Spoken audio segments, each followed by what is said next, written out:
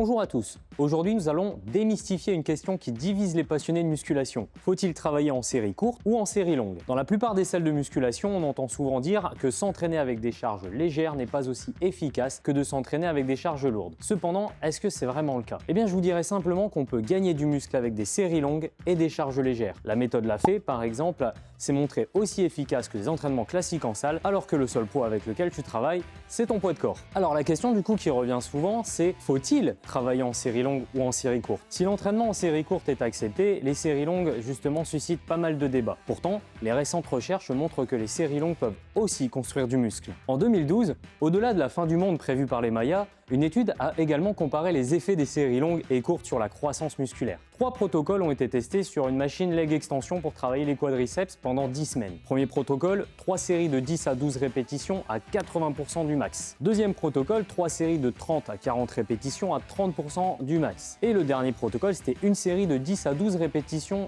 jusqu'à l'échec à 80% du max. Tu veux les résultats ?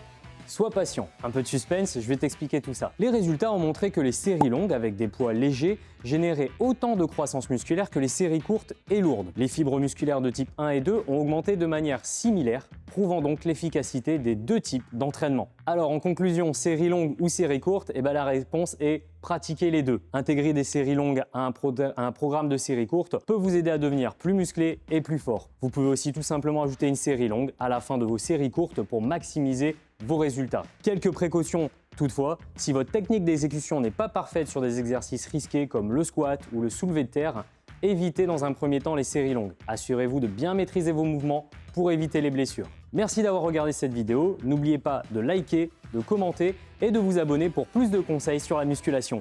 À la prochaine, ciao ciao!